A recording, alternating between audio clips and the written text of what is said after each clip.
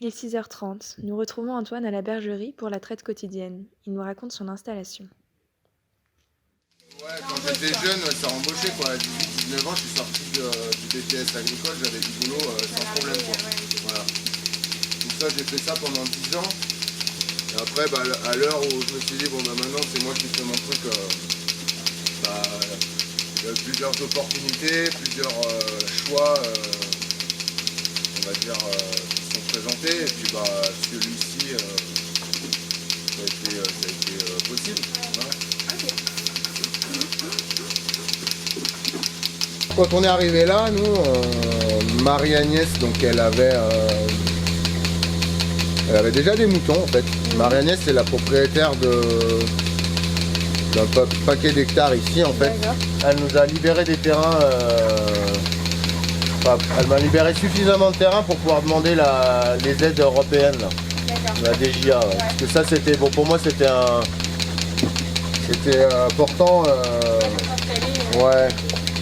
Bon, en fait moi j'avais j'avais pas envie de galérer pendant des années à faire du bricolage et enfin voilà, il fallait que ça soit qu'il y ait une structure, j'ai emprunté des sous à la banque, enfin voilà, j'ai démarré mon activité le mieux possible pour pouvoir que ce soit viable, que ce soit pas non plus enfin voilà. Et donc on avait ces terrains là et en parallèle dans le hameau il y a des gens qui avaient une maison en location qui partaient. Donc ils nous ont loué la maison. Et nous ont permis, elle était suffisamment grande, on a pu installer une fromagerie au sous-sol, enfin, au rez-de-chaussée quoi. Okay. Et ça fait 40 mètres carrés, 30 mètres carrés, 40 mètres carrés, c'est vraiment pas grand. Mais on a bossé là-dedans pendant 7 ans. Hein, petit à petit, on a pu acheter le terrain à côté, dans la maison. Là, on n'est pas chez nous encore. On est en location sur ces terrains-là, mais bon, avec Marie, ça se passe très bien. On a amené l'eau, l'électricité. On a commencé par le bâtiment, après on a fait l'autre. Petit à petit, puis celui-là maintenant. Ouais, ça se fait pas comme ça du jour au lendemain. Et... On est en train de construire notre maison. Juste à côté, donc ça c'était un rêve aussi depuis quelques temps de pouvoir être vraiment à côté, profiter entre guillemets pas avoir les contraintes de toujours se déplacer, etc., d'être vraiment sur place. Après Marie elle nous a vraiment aidé au départ, c'est quelqu'un qui a toujours fait un peu confiance aux jeunes entre guillemets pour donc elle m'a fait confiance et puis voilà, ça se passe très bien en fait. C'est pas bien de trouver des gens comme ça. Antoine possède une centaine de brebis laitières et produit une gamme diversifiée de fromages vendus en circuit court. Depuis juillet 2017, il est labellisé agriculture biologique. Il nous parle de sa philosophie. On va dire plutôt dans les élevages bio avant, etc. Et quand je me suis installé, j'ai trouvé que j'avais été déçu par certaines pratiques en bio. Ah ouais, pourquoi? C'est très très facile de contourner la réglementation. Voilà, je veux dénoncer personne. Voilà. Mais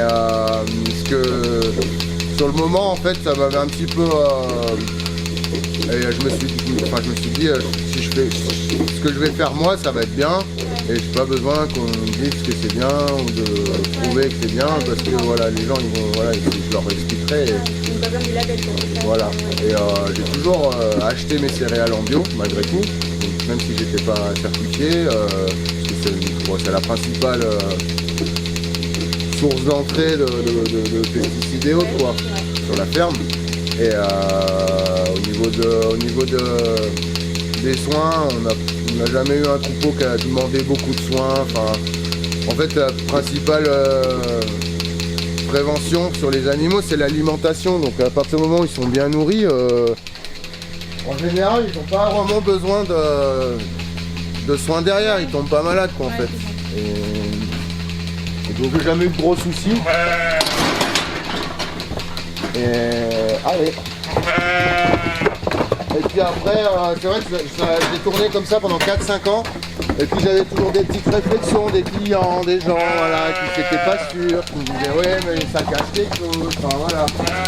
Du coup j'ai dit bon allez. Ok, je prends le label. Ok, je prends le label, pas de soucis. Et quand la certificatrice est venue, enfin voilà, l'auditrice est venue, elle a vu tout de suite les terrains, ils n'avaient jamais rien eu de spécial, pas d'engrais, pas de pesticides. Et du coup, elle a validé les terrains directement en fait. Voilà. Et après, j'ai eu 6 mois de conversion sur les animaux. Donc pendant 6 mois, j'étais en conversion. Voilà. Et là, j'ai eu la certification en juillet 2017. Donc ça va faire 2 ans là, cette année quoi. Le téléphone sonne. C'est le signal qu'Antoine attendait pour descendre une bouteille de lait à ses 2 garçons. En revenant, il nous explique comment il gère son rythme de vie. Je pense que j'ai appris à me déstresser en quelques années là, depuis quelques années. Avec l'expérience. Avec l'expérience au début, voilà, on sait pas trop, on tâtonne, on machin. Puis il faut que voilà, faut mettre de l'eau dans le moulin comme on dit. Par exemple, avant quand on a fait 2 traites, la traite, si on la démarre il faut pas la démarrer trop tard quoi, parce qu'en fait on a un lien. On a un laps de temps entre les 2 traites qui doit être respecté. Donc si on traite à 9h le matin, il faut traire à 9h le soir derrière quoi. Donc, bon. Alors que là ça laisse un peu plus de souplesse. Là c'est 8h30, je suis pas trop stressé en fait. L'année passée on n'a pas pris de vacances parce qu'on a fait la fromagerie. Là ça fait les dernières vacances c'est 3 jours à Noël. Donc, ça manque un peu, mais après on a eu des années avec Cécile où les enfants étaient plus petits, là ils sont plus grands, mais on prenait nos vacances en septembre parce qu'on n'a pas de traite en septembre. Après les conditions de vie, moi ça me plaît. C'est une passion quoi. Ouais. Et je crois que je pourrais pas faire autre chose. Et là, moi mon cadre de travail, je l'adore. J'ai du mal à. Par contre, j'aurais du mal à quitter ça et aller travailler ailleurs, ça c'est clair.